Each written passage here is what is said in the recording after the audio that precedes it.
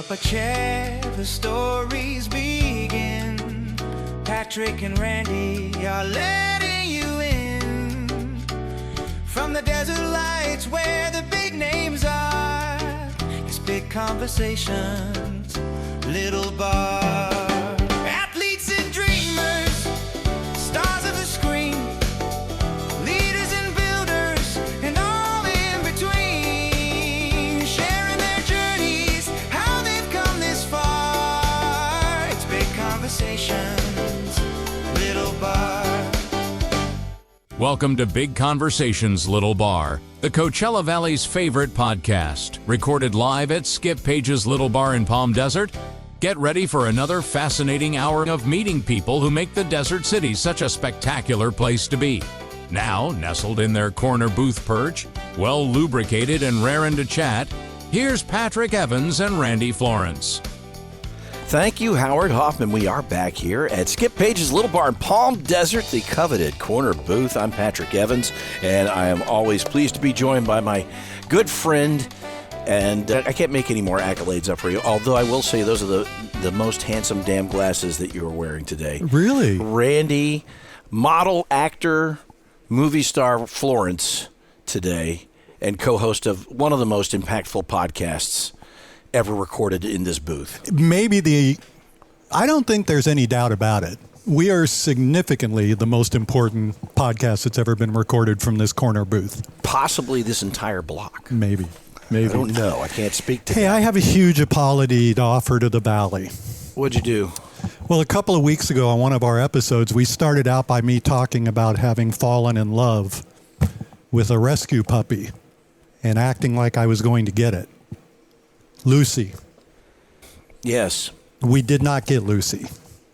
And I'm sorry for anybody who was counting on us, but I've got good news. Well, I think Lucy was counting on you. Lucy was counting on That's it. kind of the issue. I think you owe the apology to Lucy. Actually, I think Lucy's in a lot better shape. We've seen her walked around the development. She looks really happy. So you still have a chance. Not with Lucy. You can nab her. No, we got a new one. You got and I just want to Butters. introduce the Valley to Butters, our new rescue beagle, who is... I don't even like my kids anymore. I guess that's all I can say, because I'm in love with this dog. Wow. And I knew a couple of the kids you weren't fond of before, but really this just pushed you over the top. It really did. And you've met him. I see you're not questioning the way I felt about him. I'm shocked and appalled. Congratulations. I've been following the journey of Butters, and she's beautiful. She's just a stunningly gorgeous dog. She is. I'm pretty sure by next week we'll be ready to have her sit in here and listen in on one of our podcasts. Well, she along with the rest of the Valley. Yes, everybody's excited. Well, you should follow Randy on his social media, Randy Florence on Facebook. You'll see beautiful pictures of Butters. And if you have room in your heart and your home, you should also rescue a dog or a couple of cats. Do your part. The shelters are overflowing. So You can stop by Animal Samaritans. You go to Palm Springs Animal Shelter. Wherever you know that there are pets in need, like loving all animals, it's a great thing that you did for Butters. Thank you. And we actually worked with Desert Paws. Desert Paws fantastic, and she was fostered by a good friend of mine, Aaron Highland. They took very good care of her before we get her. Well, it's super exciting. I am so pleased for you guys. Can't wait to meet Butters. Well, I told you, it's like a secret community. You know, it's like all these people are like, oh, you should get a dog, you should get a dog. And as soon as we did, it's like everybody invited us in. Oh, you got a dog? Now we'd like to talk to you and treat you well. Yeah, it's hard to trust people who don't have dogs. But now, yeah, but you're back at the club, You got cats, too, so we do that have cats. offsets some of that. We do have cats. We have, more importantly, a terrific guest today. Yes, we do. We've been talking about getting Jimmy on the program for some time. Yeah. And he has steadfastly refused. I don't know what happened to worsen his judgment, but he showed up today. He did. I think he was just walking past and we pulled him in. He didn't really have a choice. Jimmy Steinfeldt, welcome. It's great to be here. We're really excited to have you here. Are we hearing Jimmy okay? Might want to crank Jimmy up a little bit. Yeah, crank him up just a little. That'd be great. Test. Very much. There we go. You have taken some of the most iconic photos of rock and roll legends. So I want to just, how did you get started, not just with photography, but what really pulled you into the world of rock and roll? I will tell you very gladly.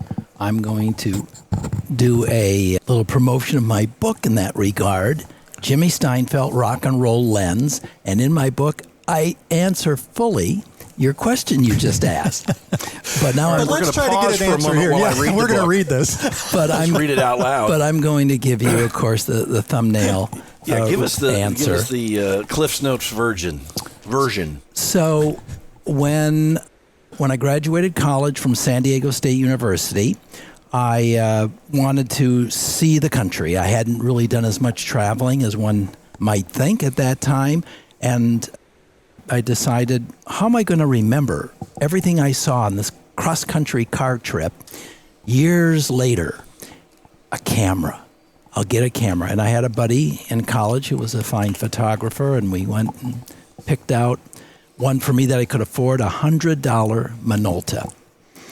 And I didn't know how to use it. He showed me. It's, So you hadn't dabbled in photography in your youth? Very little. I did take a class in high school, or maybe even junior high, but it didn't addict me to photography at that time, which I would become an addict of later. But, okay, so I've got this camera. I'm taking pictures, but I'm taking pictures of landscapes and, monuments across America and things that don't move. Stationary things. Right. Pretty easy.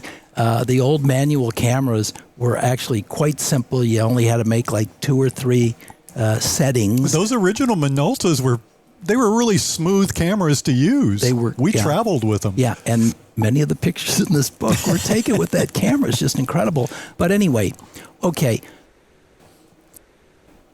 But nothing's moving. So then one day, having been a music fan since I was a child, I decided I'm going to take that camera to a concert. Now you're photographing moving people and jumping people and so on. And the first several concerts, the pictures were not very good. But I guess I must have been born to this because, without instruction, by trial and error, I got better and better at it. This was in the days when you had to focus manually. Right.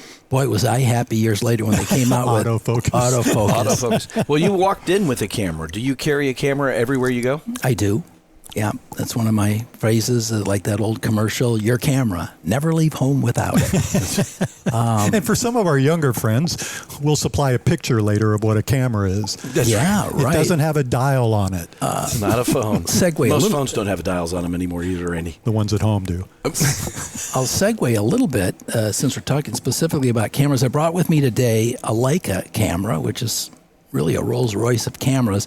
Now, this is one of their smaller cameras, not one of their big, super expensive ones, but it's a autofocus, and it's got all the bells and whistles for a small camera. And I do bring this with me most everywhere. Now, when I do a really important professional shoot, I'm still working with the Canon 5D, which is sort of an industry standard, just fantastic camera. And I am now a ambassador for Leica cameras. Okay. So it's a brand I don't know. So they're really high-end yes, products. they are, absolutely. And so I've been going to a lot of their shows and their stores across the country. And even when I was in London last year, I went to they have 2 stores in London, including in Harrods. They have a section in Harrods. But so taking photos of the concerts, I got better and better at it on my own. And then I realized, but hey, who are those guys up in front that have official, passes? How do you get those? How do you get those? And fortunately, at that time, and I was in Minneapolis, that's my hometown, and the 2 big concert promoters in that area were friends of mine and my parents and so on. So I said, well, how does this work? And basically, they said, call the record labels. Just very nonchalant answer. This is in the day where you could pick up the phone and call a record label in Los Angeles or New York from Minneapolis, and a human would pick up the phone. And the first thing they said is, well, who are you shooting for? And I said, for myself. And they said, no, it doesn't work that way. And they explained, you've got to be on assignment for somebody. So the early years I shot for little local magazines. How old were you at this point, Jimmy? Oh, I was just after college. Okay. Yeah. So do the math. Anyhow, Well, for me, that was late 40s. So film noir period. Okay. So anyway, but I got magazines to say, yes, like, sure, go ahead and you'll shoot the John Cougar Mellencamp show for us. Oh, my gosh. And I got a pass, and I'd photograph it. And there's something really cool about seeing your picture, even on a little local publication, with your name under it. We don't want to talk about how little it paid. But pretty quickly, I felt I had enough little tear sheets and so on to contact. Well, here's what happened. A new magazine came out called Spin Magazine. Heard of it? Remember Spin Magazine? Yeah. And they came out to compete with Rolling Stone. And I thought, well, I'm kind of new to this, and Spin is new. They're out of New York. So I called Spin, and a human answered the phone. And they said, well, we're pretty well covered with photographers, but you don't happen to have any pictures of George Thorogood, do you? I said, I just photographed him last week, or maybe a month before. And they said, we're running a story. We have a bunch of pictures, but send us what you got. And 2 weeks later, my picture was in a national magazine, Spin Magazine. And that gave me the guts to call Rolling Stone, which I had been ready, because who am I? I'm just still starting out. And not professionally trained, self-taught. That's true. That's true. And the wonderful lady at Rolling Stone said, send me your portfolio. And I said, I don't have a portfolio. She said, well, send me some 8x10. So I sent some 8x10s, including this picture on the cover of my book of Madonna, and a picture of Prince. She wanted a picture of Prince because he's from Minneapolis. I'm from Minneapolis. I had just photographed Prince about 1 year before. I photographed Prince the night he recorded Purple Rain. Oh, wow. It seems unbelievable looking back in it. But he had the foresight of a lot of things, but he had the foresight for that particular show to have the sound truck from the record plant, I think out of New York, trucked into Minneapolis, and the great David Z out in the truck recording all the songs he played that night, because he had already started working on the movie. Yeah. And I'm not even sure he would have known, Prince would have known, that, within a few months or whatever, that recording was so well recorded and the performance was so spot on. When you turn the radio on now, all these years later, that's the song you hear, the live recording with some tweaks. And I was there. Oh, God. So, well, I'm also a little jealous because I heard you got to know Apollonia pretty well. Yeah, Apollonia and I are friends. And as a matter of fact, when I opened my studio here in the desert 3 years ago, Apollonia was kind enough to come to the opening and appear, and just was terrific with my guests, and that was really fun. And you got to work. You had a long relationship with Prince. Yeah, that's right. 14 years. Now, I only photographed him in concert. I regret that he never asked me, let's do an album cover, but he could choose anybody he wanted, of course. But a year and a half ago, Iconic Images out of London, England, a big publishing company and gallery, put out a humongous coffee table book on Prince. It's called Prince Icon. And they contacted me. One of their other people contacted me. And there's about 15 photographers featured in this book covering Prince's entire career.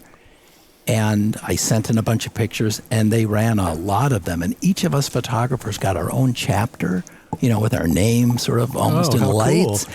And then each photographer was invited on the opening page of our chapters to write a story about Prince. And boy, I had to give that a lot of thought. And I'm very proud of that story that I wrote. So that was, and then about a year and a half ago, when the book came out, they had a huge celebration in London, and I decided, this is once in a lifetime. So I flew to London and spent a week there. primarily for the unveiling of this book and the gallery. They also invited me to have a giant print of one of my favorite pictures I had done. I shipped it to them rolled up and autographed by me, and they framed it and put it up with other legendary photographers that were there. That many of them I had followed their careers during my career. So that was really exciting. And the final chapter, no pun intended, of that little story is maybe 6 months later, that London publishing company called me and said, "Do you have any pictures of Elton John?" I said, "You're doing your next book on Elton John, aren't you?" They said, "Yeah." I said, "I do." So I sent them a whole stack of pictures, and I've got a chapter in the Elton John book, which just came out in November, and very proud of that. So that's 2 books now with iconic images out of London. Congratulations. Yeah. Let's go back a little bit. When did you get that? How old were you when you got that first Minolta? I think I was in my teens. Yeah, my late teens. What was life like for you before then? What were you doing at home? So I'd always been in love with music. Okay. As a listener. Big family? Well, not a big family. I've got 2 sisters. Okay. Mom and dad, 2 sisters. But a very big extended family. My grandparents, some of them lived to be, quite old. They were around in my life. That was a wonderful thing to have. Not everybody has that. And then family gatherings. There were aunts and uncles and great aunts and great uncles. It was a close family. So that was nice. And but everything kind of there's something that does go back further. I did take guitar lessons when I was just a child. Yeah. But that was tough. I just didn't pick it up. I hated guitar lessons at that age. I just hated it. It's just what happened. One of the instructors was good. He was more of a hippie, and he did teach me popular songs. And I really do think for people out there listening, if they want to learn an instrument, play some songs that be taught using songs that you like and that you're into. A theory is important. Great theory is a fancy word for learning notes and melody. But for a little kid, that just killed it for me, because the next instructor I had wanted me to learn how to truly play guitar. Yeah. And so I quit for years. But then in college, many years later, there was a buddy of mine who had a beautiful guitar, and I said, "Hey, I tried that when I was a kid. Now I'm older. I'm a little more mature." And he said, "Well, here, this is the G chord." I said, "I kind of remember that." And so I've been playing guitar pretty seriously for decades now, and I've been very serious about it for the last 25 years. Because 25 years ago, I moved to Laurel Canyon. Yeah. And what an experience. It really was. And my studio was there for 20 years. Wow. Way up at the top, overlooking the whole city of Los Angeles. So and I got many musicians who live just down the street from you. Absolutely. And it's inspiring. So I took have to be. my guitar, which I'd been playing, and I said, I think I can write a song. So I started writing songs. I realized quickly I can't complete them myself. How my heroes Dylan and Springsteen and all the solo artists who write words and music do the whole thing. It's just amazing. But I need someone. Paul McCartney needed someone, and Mick needed someone. Don't, of course, put myself in that category, but I needed someone. So I've done most of my songwriting with other songwriters. And I just finished a song this last week with a truly amazing songwriter by the name of Robbie V. And his father was Bobby V. Really? Take Good Care of My Baby. Yeah. One of my favorite songs. Me too. And so we've become good friends. And as soon as that song is mastered, I'm going to make sure you guys get a copy of that. Fantastic. So, What's the name of the song? The song is called Johnny Rode Shotgun. And the story about it is in this book. Everything goes back to my book. That book, Goes yeah. right back to the book. It all goes back to the book. Yes, indeed. Jimmy Steinfeldt, Rock and Roll Lens. So you need to get the book. So you're coming through this. You've got your first Minolta. Were your parents pretty supportive of the direction you were headed career-wise? Yeah, absolutely. What did your dad do? Well, he was a businessman. Okay. And I worked for him for quite a while. And I think by my being out late at the clubs shooting these bands, coming in tired, I think that might have got a little tired. You weren't going to follow his footsteps. No, but things worked out very well all around. And I just kept working this thing of calling the labels. Anytime a band came to town, again, I'm not in L.A. at that time. I'm not in New York or Nashville or London, the big famous music towns. I'm in Minneapolis. But see, here's where luck comes into, I think, so many people's lives, the timing. There'd always been music and wonderful artists in Minneapolis, but the 80s was just an explosion. And Prince was a big part of that. Yeah. There's no question about it. And but in addition to what Prince was doing with rock/R&B, there was a garage rock or punk rock scene that was going on independently. Mm-hmm. And bands came along like The Replacements, Husker Du, later Soul Asylum. A few years previous to that, some dear friends of mine, the band The Suburbs, and just all these art rock, alt rock, the Jayhawks, a wonderful band, the Jayhawks. I could go on and on.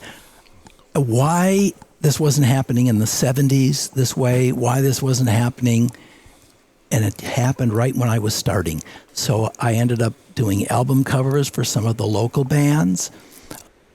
And then eventually it got to where, to push the envelope, I need to get out of Minneapolis. Yeah. I need to be in New York or L.A. or even Nashville. And I chose L.A. because our family had vacationed there since my youth, and it's beautiful and warm and... Yeah, once you've been to the West Coast, especially from a place like Minneapolis, which you can't ever forget it. Yeah, you want to go back. It's allures. And did that include any trips here to the Palm Springs area? Yes. Okay. I'd been coming to the Palm Springs area since I was a teenager. First, because even when our family would come out to visit family in Los Angeles, we took an occasional side trip here to the desert. But when I was at San Diego State, when I was a young adult, my aunt and uncle lived here. So I would visit them often. And there I really realized now that as an adult, a young adult, this is a really neat, well, at that time, little town. Yes. I'll never forget, I took the Greyhound bus from San Diego to Palm Springs, and it stops in a little town, and I'm going to paint a picture for you. Well, you remember the Last Picture Show, the movie, kind of reminded me of that. We stop partway along the way, the Greyhound bus does, and there's like a swinging sign, the wind is blowing, and it's probably the tiniest bus stop in all of America's Greyhound stuff, and the little sign says Perris. We're in Paris? We're in Paris? It's Paris, California. I'll just never forget that. Anyway, I've been coming here for years and years. And then when I decided it's just time to make a change. We all have that time in our life, right? Sometimes it happens many times in our lives. And I'd been in L.A. for 25 years. I had 3 different studios. I'll tell you one thing, as a photographer, unless you own your building, you're going to be moving around. Really? You're going to have more than one studio, even if you just want one. I wanted one studio, and I made a beautiful studio out of an old warehouse in Culver City, but the owner sold it. So I was out of that. Then I had a really nifty studio on Fairfax near Cantor's Deli. Oh. But then I felt, Laurel Canyon, the history and the charm. And I went up there and I found just a magnificent place and made that my studio for 20 years. Artistically, can you kind of describe for us the Laurel Canyon experience? I mean, obviously we know that's why everybody was headed there, for that experience. What did it really feel like on a daily basis? For those who haven't been there, or maybe for those who've even just been there for a moment or two, you have to remember that Laurel Canyon is a neighborhood. It's also the name of a street that takes you from Hollywood over the hill to the San Fernando Valley. But the neighborhood is up on a hill with vegetation, with trees, and adorable, at least in the old days, little adorable houses built in the teens and 20s and 30s. Now, of course, there's many newer houses, but so it's charming. It's like a hillside community, but it's 5 minutes from the Whiskey, A Go-Go, the Roxy, the Troubadour, all the famous nightclubs on the Sunset Strip. 5 minutes, maybe 10 minutes away. And so for musicians and artists, it was a way to get away, but then to be back down there in just minutes, particularly for the musicians. Yeah. And also very close to the recording studios. Right. We've had previous guest Andy Kahn talked about how they would just walk into each other's houses with their guitar and say, hey, listen to this. Yes. Was that kind of the feel? It wasn't quite as much when I lived there, because that would be more common, I would say, in the 60s and the 70s. Yeah. But it was still going on to some extent when I was there.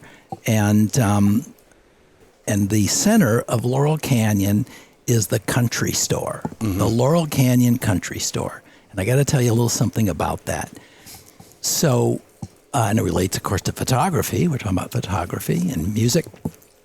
Every year for decades in October, I forget, that may not be an exact date, I think it's maybe on a Sunday, but every October, the whole neighborhood is invited to come down to the country store and stand or sit in front of the country store for a photo, a neighborhood photo. And I had been with all those people for many years in the crowd, big smile, sometimes wearing a hat to say, here I am. Anyway, one day I get a call from the people putting that yearly photo thing together. And it turned out that the man who had been taking that photo for years, he was ill or couldn't make it. So the person putting it together called my photography hero, a guy named Henry Diltz. He shot Woodstock. He shot he shot the famous photo of Crosby, Stills, and Nash sitting on a couch. Really? He shot the Doors photo where they're at the Morrison Hotel. Oh, yeah. And they're looking through the window. And, I could go on and on. So he's a friend of mine. He's my hero. I always tell him, you're my hero. But they called him because he had lived in Laurel Canyon, of course, back in the day. Henry, our guy can't make it. Can you? And Henry Diltz said, I don't live right in L.A. anymore, and I'm not available, but called Jimmy Steinfeldt. Oh. I couldn't believe it. So now I got a lot of pressure on me.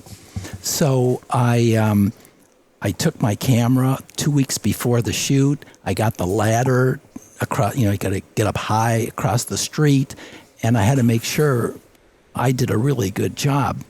And I did a really good job. I'm very proud of that photo because I hadn't photographed 200 or 300 people before. Right. And also you have to be the director. You have to scream across the street, okay, those were just test shots. This is the real thing. Everybody, yell, scream, get excited, smile, whatever. So I'm proud of that. And so if you go to the country store, I'm not sure mine is up there because they've run out of room, but they used to blow up the picture gigantic and hang them all. That inside of that store, the walls are covered with decades of those neighborhood photos. Wow.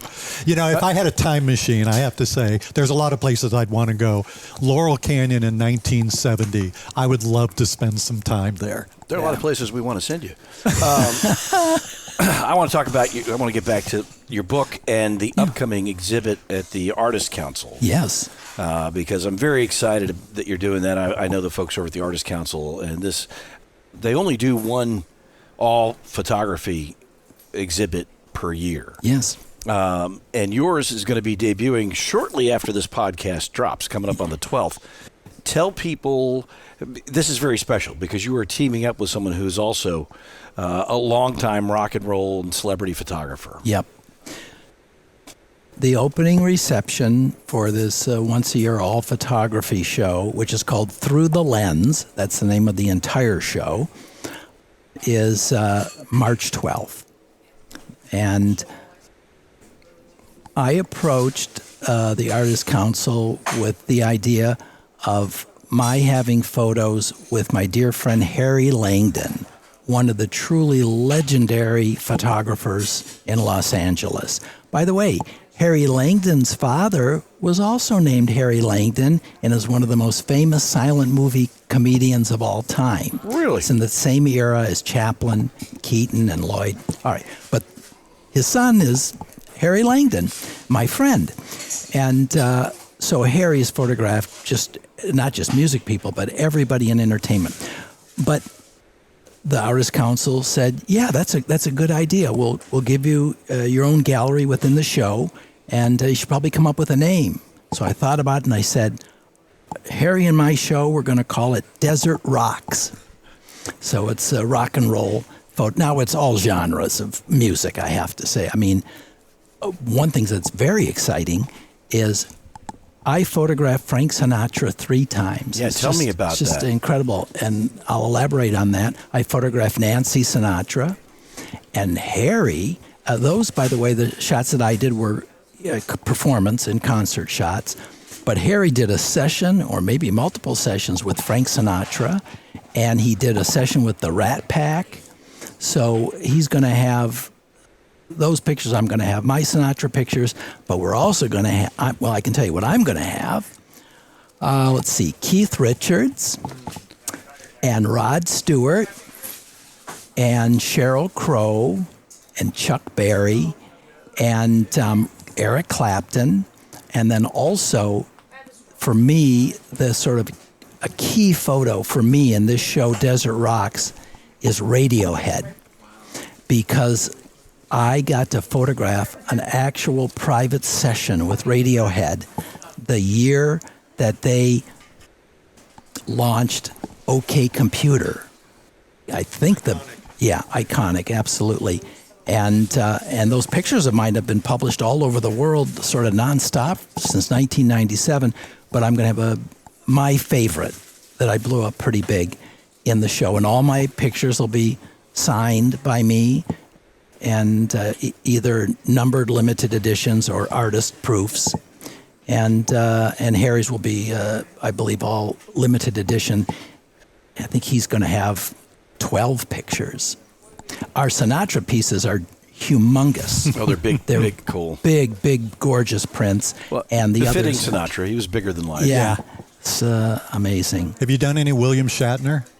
No, he's not really I a rock and haven't. roll. I know he's not, but I just wanted to get you excited if you had said yes. He does have a new album coming out. Oh, my God. Metal album. It's going to be amazing. He's teaming up with Metallica. That's a 100% true story. So, I don't know, Jimmy May, it could happen. You might be able to shoot William Shatner doing his Metallica song. I would love to do that. I just read they're doing a residence at the Sphere.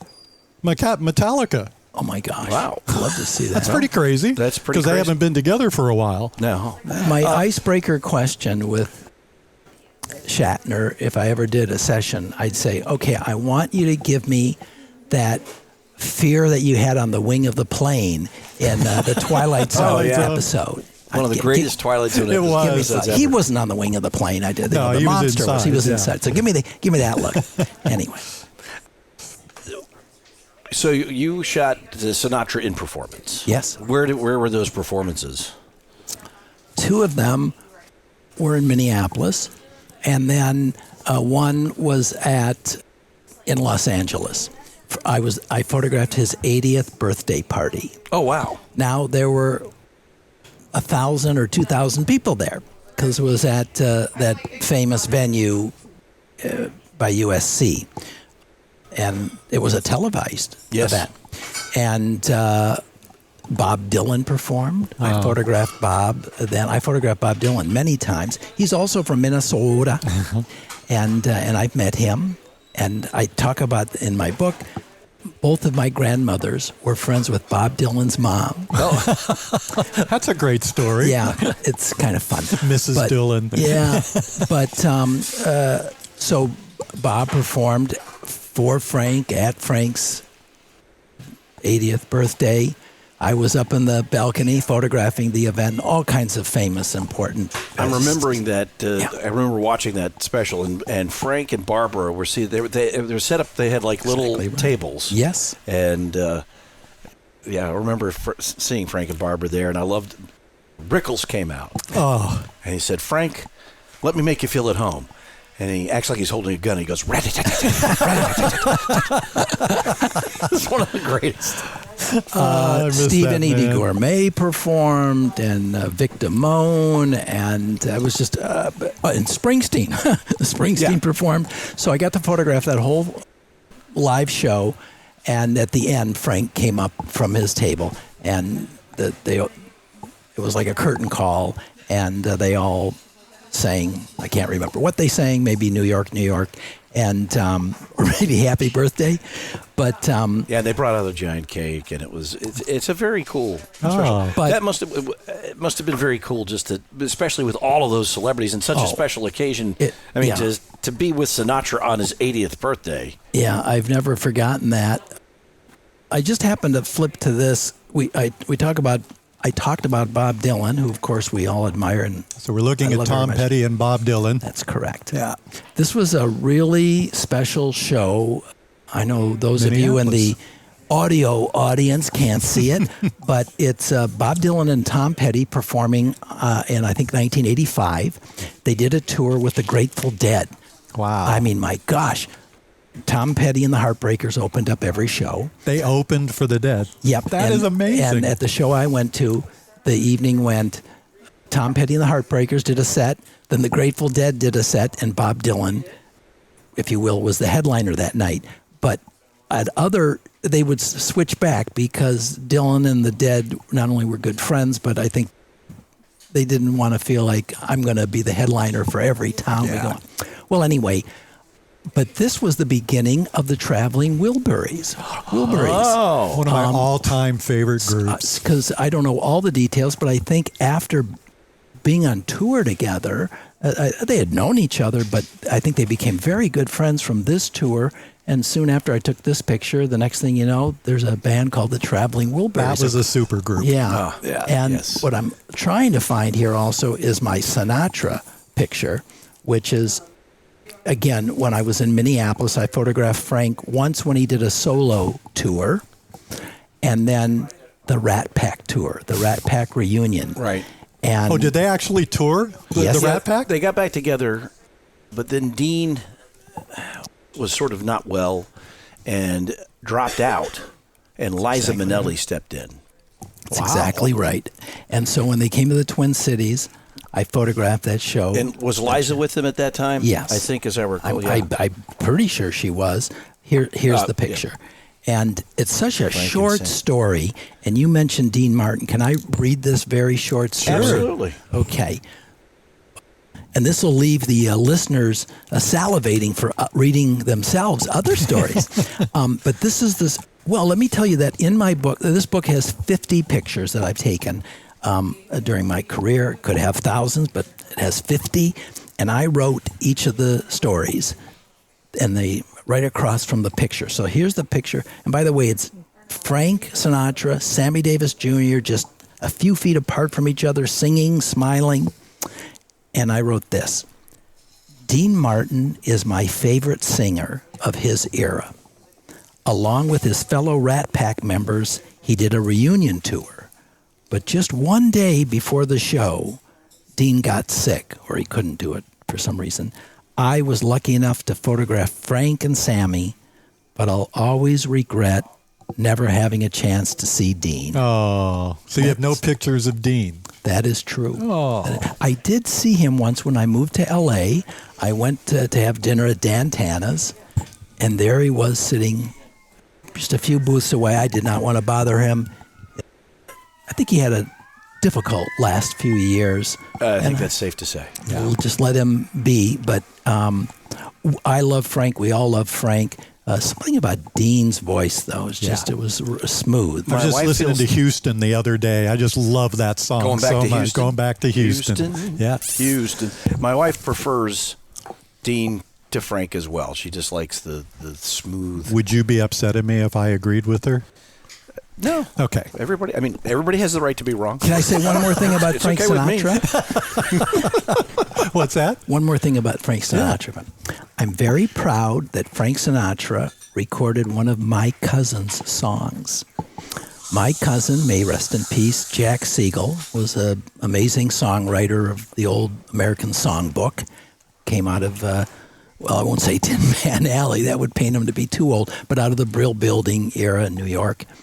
And he wrote hit songs for everybody. Barbara Streisand has sung the songs and so forth. Many other. But Frank Sinatra sang his song, which is called "Here's to the Losers." Oh yeah. Oh, I know that song. And It's a great song. My cousin Jack wrote the lyrics. He was primarily a lyricist. Did you have other people in the family that reached certain levels in the entertainment industry? One. One? And I keep her picture in my wallet. And I wouldn't have brought this out if you hadn't Well, I'm asked. glad So I it's very asked. nice. So there's Aunt Irene, and she was a singer and comedian in vaudeville. Wow. And she was one of these older aunts, great aunts that I told you about earlier, who lived long enough that I knew her reasonably well. I think maybe she passed soon after I graduated college. So It must mean something to you. You absolutely. hang on to that. Yeah, That's and, very cool. I found her old records and I digitized them, so that was kind of fun. Do you mind if I thumb through the book? I wish you I'm would. going to ask some questions. I'm going to get into Look some out. stuff here. You've been in front Danger, of some danger, iconic Will people. Robinson. So I've read some stuff, and I want you to tell me if it's true and then kind of talk about it. You once drove Johnny Cash to a photo shoot in your Mazda. That's right. And You had an interesting conversation with him. I did. And that's the song that Robbie V and I just completed. It's based on that incredible once-in-a-lifetime experience. I did photograph Johnny Cash many times later, and but never again was I. So what happened there? You want to know how did that come about? Yeah, how did that come How about? do you end up in the car with Johnny Cash? If you can find the picture in there, I'm going to read it. Because I couldn't possibly tell it as quickly and easily as if I just read it out of the book. And it's such a fun story. We're flipping through. We're looking for This it. is riveting. That sounds like from a movie. While we're flipping through, unless you You found got it another there. one. Yeah, when you find Johnny Cash, I'll tell the story. What How else? about, do you remember the story about being at the Minnesota State Fair watching fireworks with Rod Stewart? Certainly do. And Rod Stewart, that is one of the pictures that's going to be in the show. Yeah? At the Artist Council. I became a quasi-official photographer at the Minnesota State Fair. I'd worked at the State Fair since I was a teenager. I sold ice cream cones. And but then after college and moving back and starting to do this rock and roll photography, I realized that one of the biggest venues in Minneapolis, St. Paul at that time was the annual State Fair.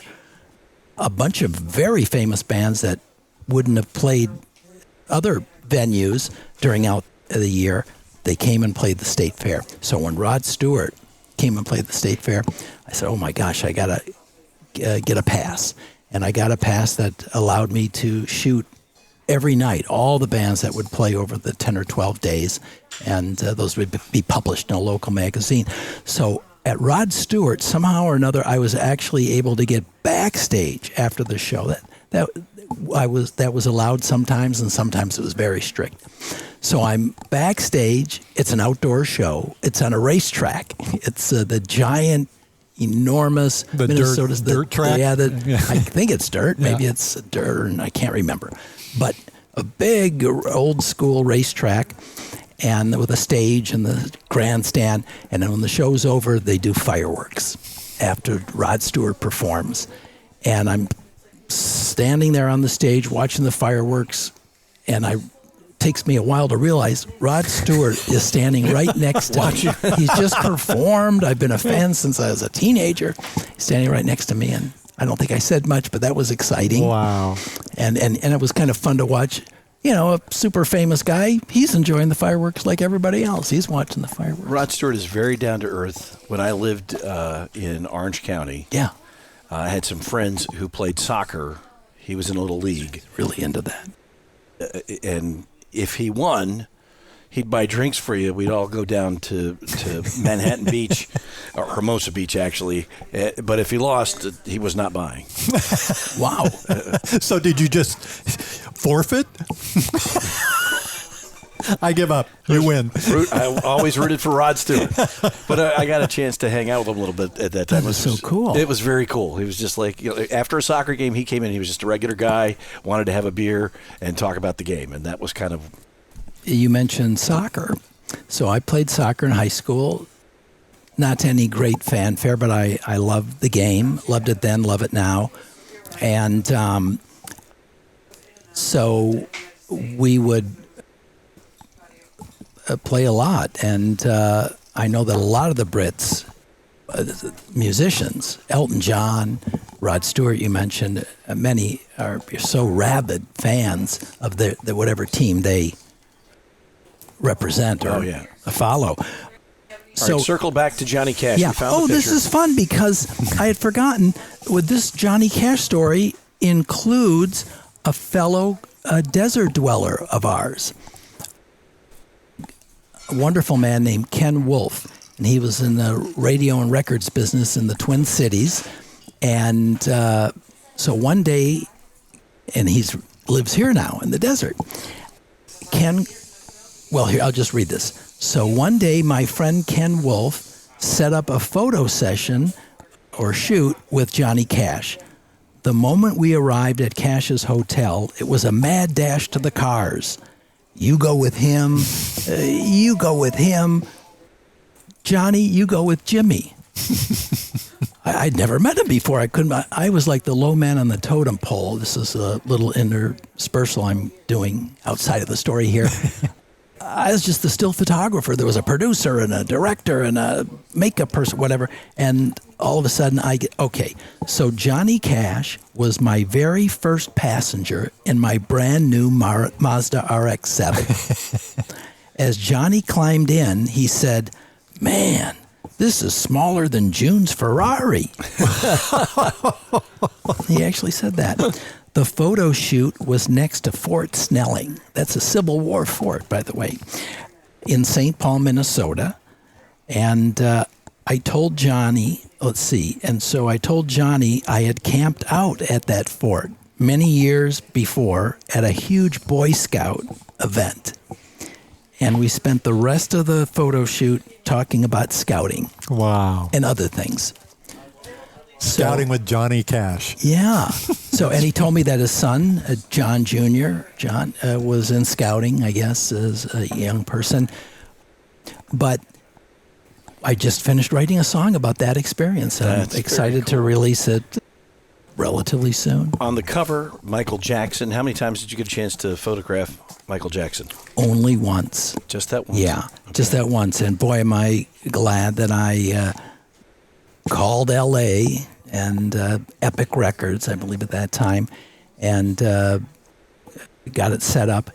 And it was... and on that tour, one of his backup singers was a young school teacher named Sheryl Crow. Oh, man. Oh. So I actually have some pictures, not many, of Sheryl from that night, but I have some very beautiful pictures of Sheryl from her solo career, which would come about not too long later. And one of them is in the show. Yeah, you mentioned that Yeah, Sheryl Crow. Sheryl Crow will be in this show. You showed us an amazing picture of Keith Richards.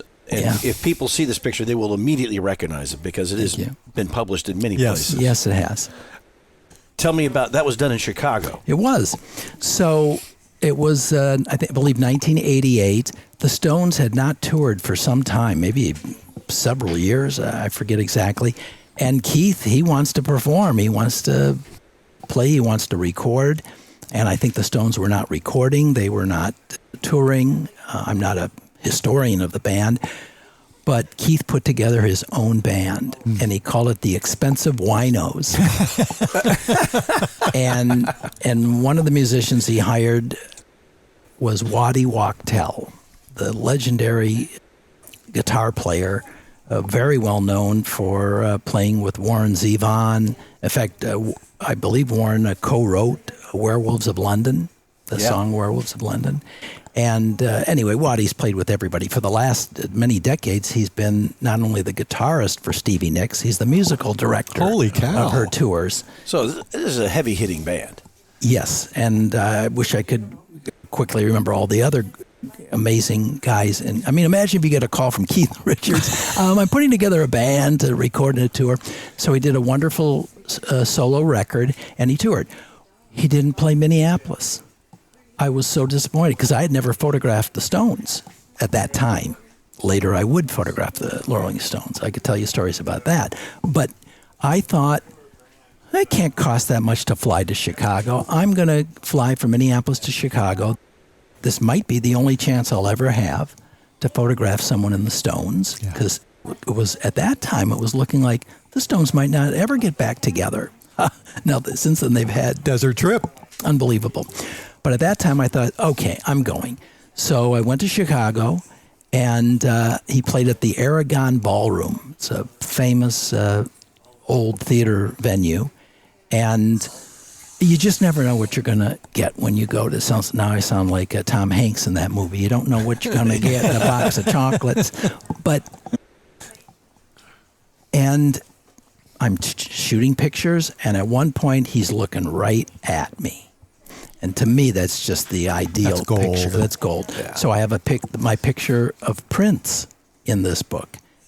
It was the same that night of Purple Rain. I mean, he was such a great performer, unbelievable. Yeah. And he would engage with the audience, eye contact. But there were many people there. Yeah. Thank God, while I was ready to shoot, he looked right at me. So I've got that great picture of Prince looking right at me, of Keith Richards, and others through the years. If he took a picture of you and I bet we'd look at him. Possibly. Yeah. I don't know. Very if you were performing on stage, you might not. Well, maybe not. That's the point. Exactly.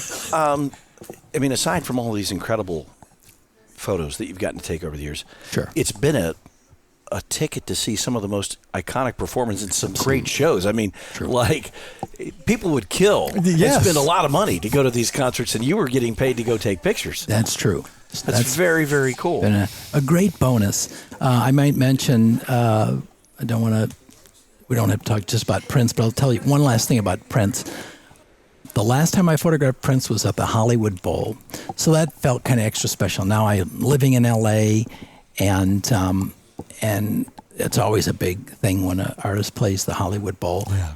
And in this book that came out in November, 2 Novembers ago, on Prince, they used 2 of my pictures from the Hollywood Bowl show. Oh. One in color and one in black and white. And there's one other thing. When Prince opened his giant studio in the Twin Cities called Paisley Park, maybe you've heard of that, I was one of the first photographers invited out there to photograph it. And, when you're taking pictures, you don't know where they're going to be used in the future, how they're going to be used. In that gigantic, so I took those pictures decades ago, in that gigantic coffee table book on Prince Icon that came out about 2 years ago. The only picture of Paisley Park in that book is mine. Wow. And they used it, 2 pictures side by side. They called it a double truck. Maybe someone in publishing can explain that to me. Double truck. So I was very excited about that. That's really cool. Do you get surprised and pick up something and see a publication and see your photo in it? Yeah, I still do. It's still fun to see that, see your name under there. Do you see some of these pictures and you think, I don't even remember selling this picture to them? Yeah, well, in a way, I don't remember selling it because I have an outstanding agent. Right. I'm with Getty Images, which they is are incredible. The world's largest agency. And maybe some other time I can tell you how I got in there. It was a crazy turn of events. But so when people need photos, whether it's for a little project or a TV show, or sometimes I'll turn on the TV, years ago anyhow, at Ellen DeGeneres or Oprah or a number of shows where they'd have the famous person they're interviewing, and then there's pictures behind them. Yeah. Oh my God, there's one of my pictures on national television. And so you'd get a payment. A lot of those payments are not that big, as everybody thinks, oh my God, that must be $1 zillion. But it adds up. It's a great thing. And for me, it's just more exciting to have your name up there and be proud that you've photographed these people that I admire so much. I love this book, and I want to remind our listeners, Jimmy Steinfeldt, Rock and Roll Lens. You can get this. The pictures come. There are 50 pictures along with 50 stories that he has curated. Out of the many thousands that you've taken, I don't know how you whittled it down to 50, but that's a pretty impressive job. That was. And once again, Jimmy's work is going to be at the Artist Council starting on the 12th, runs for about a month. And I'll be signing these books. Signing books, and the images there are for sale as well. They are, absolutely. So if you are a rock and roll lover, and he's got some big pictures of Frank Sinatra, I better not go in there because it's out of my budget. It's out of my price range. But this has been so cool. Yeah, I mean, this is right up my alley. I love the history that you've seen through the years on the stage in rock and roll, and how you've captured it. It really is remarkable. But the thing that I find fascinating about you is the image the artist comes first. You're not really there to catch the concert. You're really there to catch the picture. Yeah. Yes, I think that's because a lot of people I got a camera, I'm going to go get to see a show, and I might get a picture or two. But you really are focused on capturing these incredible, iconic personalities. Yes, thank you. And you've pretty clearly done it, because your pictures are all over the world. Jimmy Steinfeldt, ladies and gentlemen, thank you so much for spending some time with us here. It's been really fun. I'll mention one last thing. Yeah, absolutely. Harry Langdon and I have truly, I believe, put popular prices, so to speak, on the prints that are in the show. They're affordable. Okay. And well, then I'll be there. All right. Well, the Artist Council does really focus on making art accessible to people. And that's why I'm really thrilled that you're involved with the Artist Council in this way. It's a great organization. ArtistCouncil.com, by the way. You can go and you can find out all the information on the show, which is coming up, and see Jimmy's information. Thank you again, sir. Terrific. It's been great fun. This is really cool. Thanks, I can't wait to get into this book, too. Randy, this beats the hell out of those blurry photos that you showed me of your band. Well, I had those are actually drawn. That was pre-photography. Oh, it was like the court pictures. Yeah, they were just court. Yeah, and the biggest and best looking one was me, but I drew it.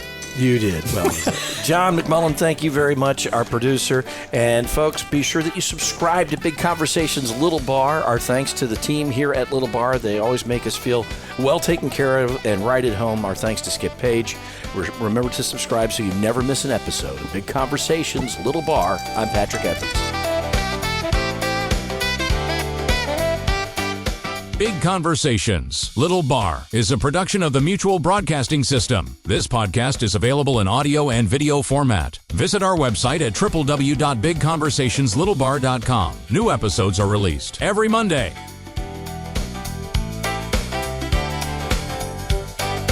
Athletes and dreamers, stars of the screen, leaders and builders, and all in between, sharing their journeys, how they've come this far. It's Big Conversations, Little Bar, at Big Conversations, Little Bar.